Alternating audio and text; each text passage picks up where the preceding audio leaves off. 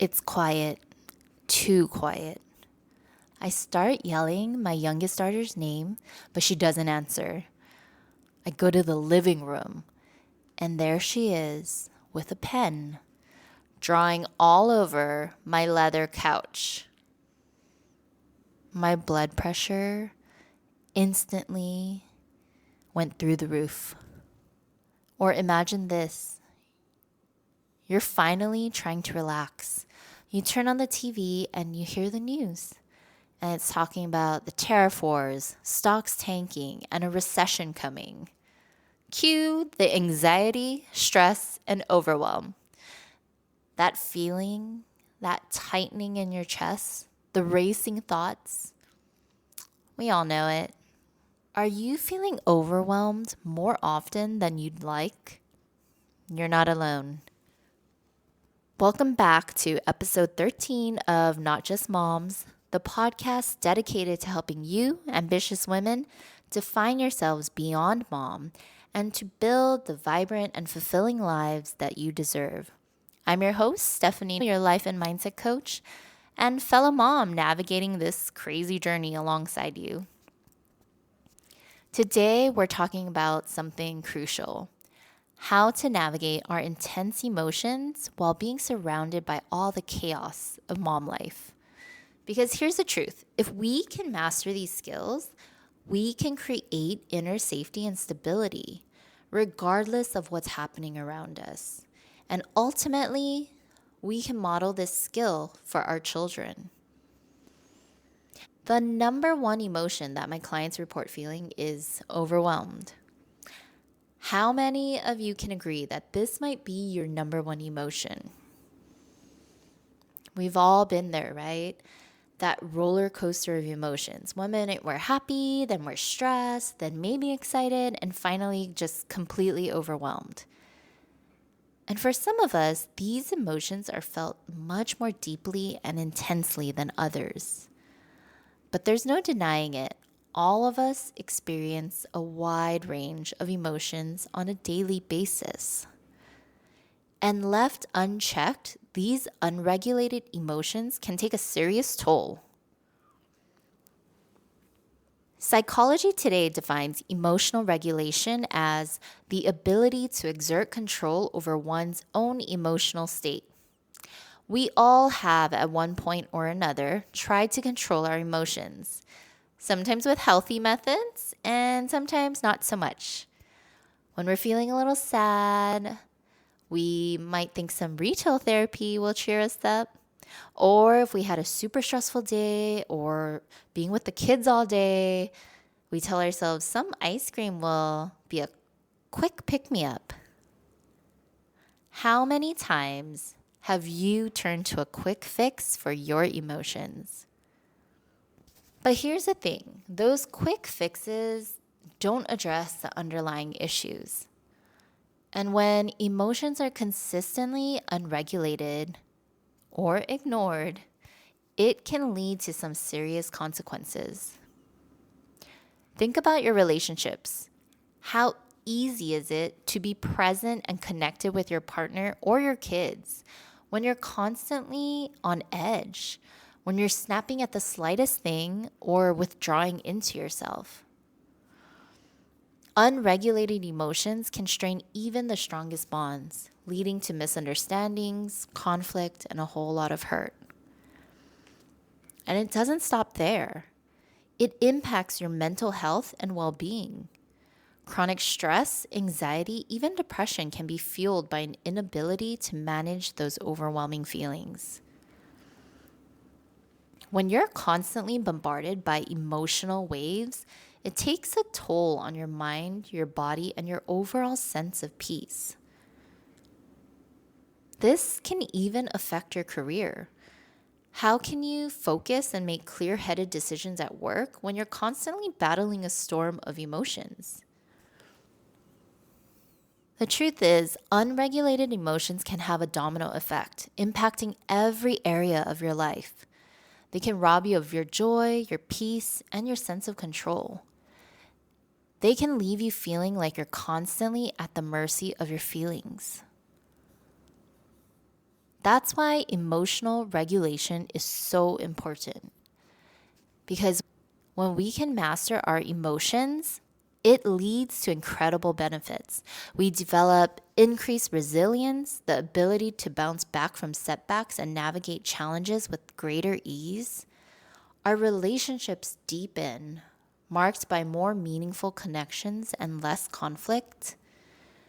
We experience greater focus with a clearer mind and less distraction. And perhaps most importantly, we gain a greater sense of inner peace and stability. We feel more grounded, more centered, and more in control of our lives. I mean, we hear about this all the time in the parenting space about how important it is to help our kids learn about their emotions and regulate their emotions. So, why don't we practice what we preach? As moms, we often put everyone else's needs first. It's time to prioritize our emotional well being. So let's get into the 3 tools that can help us take control of our emotions, find our calm, and create that inner stability that we all crave. Tool number 1, tuning in, the power of awareness. The first tool is all about awareness, tuning into what's going on inside your body and your mind. Now, I'll admit, I am the worst at this exercise. Even when I go to the doctor's office and they start asking questions, where does it hurt exactly? How long has it been? How intense is the pain? I just say, I don't know. I'm not sure. It all just hurts. How many of you are like me? I feel like as moms, we're so busy tending to everyone else's needs, we barely make time to check in with ourselves. But awareness is the first step to take control. You can't manage what you're not aware of. One way to start developing this awareness is through a body scan. The beginner's guide to doing a body scan is just to lay down or sit in a chair. I like to close my eyes, so feel free to close your eyes and just start by noticing your breathing. Then start at one end of your body and work your way down or up, depending where you started. Start by noticing any sensations you feel: tightness, tingling, coldness, aching. When you feel your attention wandering, just gently redirect it back to focusing on any sensations that you feel in your body. However, I know that for some of us, especially when we're feeling overwhelmed, even the idea of sitting still for a body scan can feel quite overwhelming.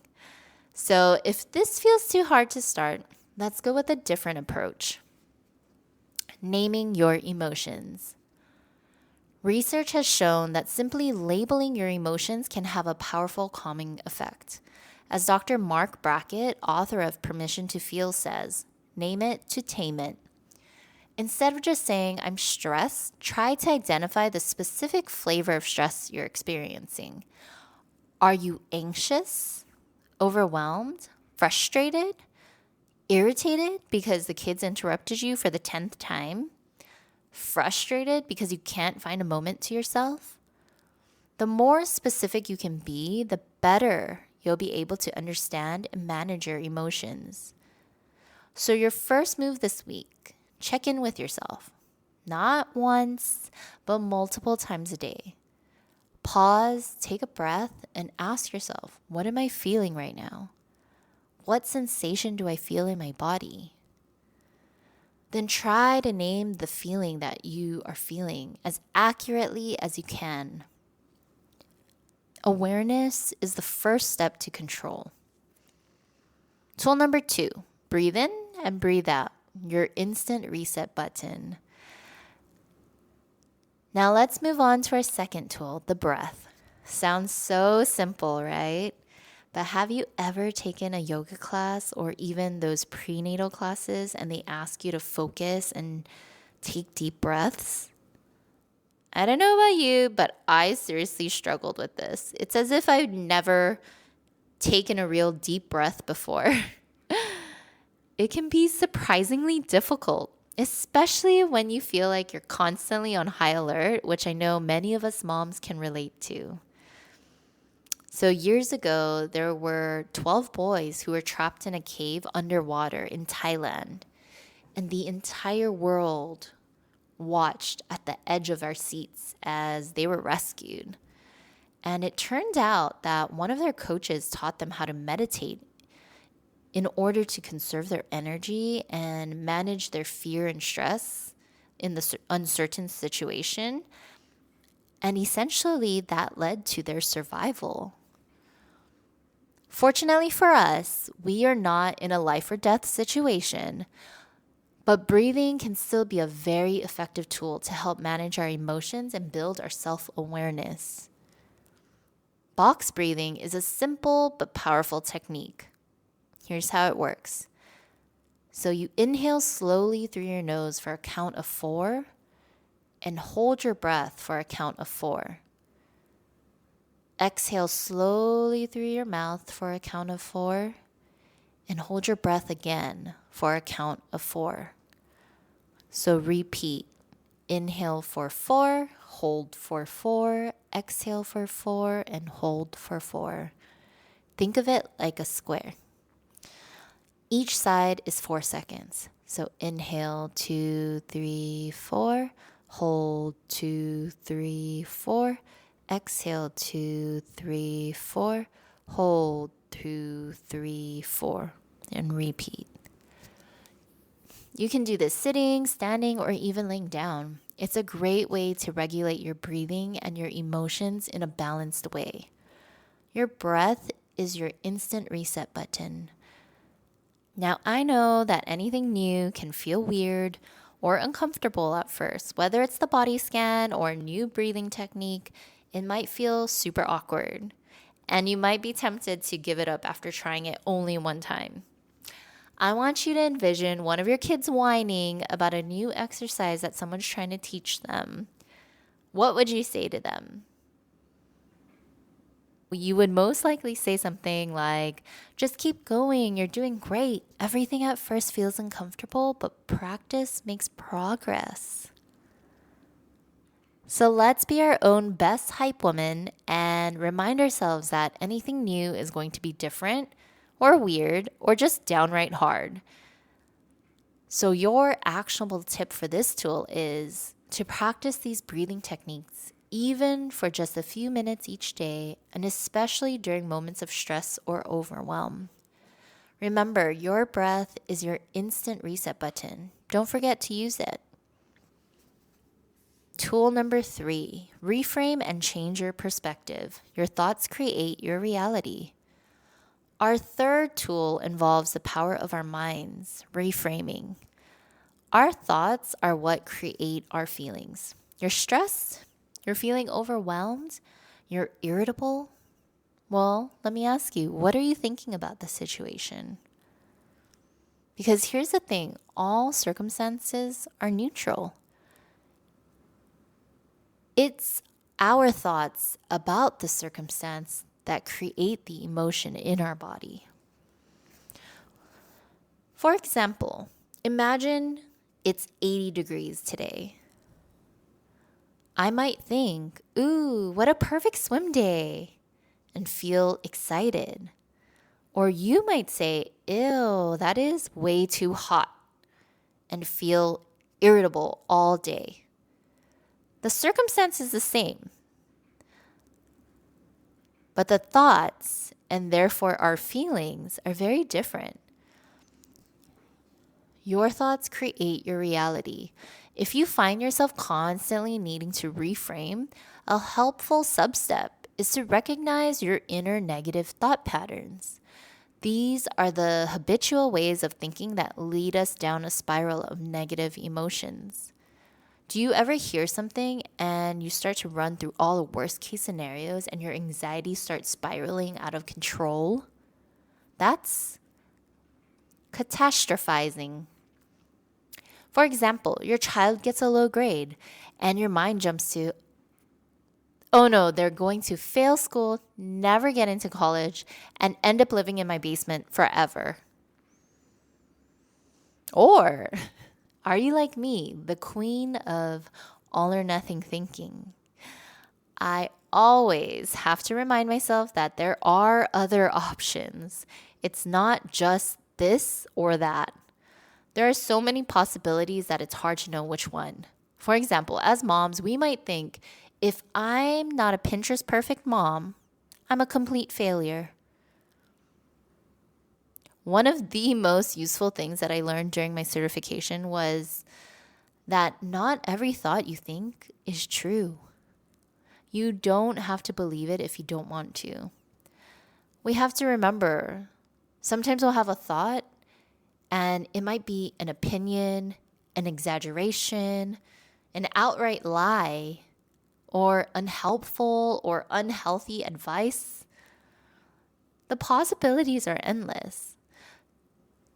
So when you find yourself stuck in a negative thought pattern, or I should say, a thought pattern that doesn't serve you, and you want to change it, first, just notice a thought and when it happens. Does it happen every time you're making dinner? Does it happen when you're talking to your husband? Just becoming aware is so helpful. You may uncover your trigger and why it comes up for you. Then you can start to challenge those thoughts and reframe them into something less charged. Since your thoughts create your reality, we want to be very intentional with what we are choosing to believe. So, your actionable tip for this tool is to identify one recurring negative thought pattern and start to challenge it this week. Remember, you are not your thoughts. You have the power to choose them. You now have 3 powerful tools to start taking control of your emotions. Number 1, tuning in and cultivating awareness of your inner state. Awareness is the first step to control. Number 2, breathing, using your breath as an anchor to find calm. Your breath is your instant reset button. And number 3, reframing, changing your perspective by challenging negative thoughts. Your thoughts create your reality. Remember, emotional mastery is a practice, not a destination. Be patient with yourself. Experiment to find what works best for you. And don't hesitate to seek support when you need it. So here's your call to action for this week. I want you to choose one of these tools, just one, and commit to practicing it every day, even if it's just for 5 minutes. Maybe you'll decide to practice breathing before you start your day, or maybe you'll practice naming your emotions whenever you feel yourself getting overwhelmed. Whatever you choose, just start. Take that first step and notice what happens. Notice how you feel. Name that feeling and watch how your life changes. I would love to hear from you guys. So, what are your biggest takeaways from this episode? And which tool are you going to try first? Feel free to connect with me on Instagram, Facebook, or YouTube at Steph No Coaching. Thank you so much for tuning in today. I truly believe that emotional mastery is one of the most important skills we can develop in our lives. It's a gift that keeps on giving. Our children and our families will feel and see the immediate benefits from this practice. I'm so grateful that you're on this journey with me. And until next week, remember, you are the CEO of your emotional state. So take charge and create the life you deserve. I'll talk to you guys next week. All right, bye.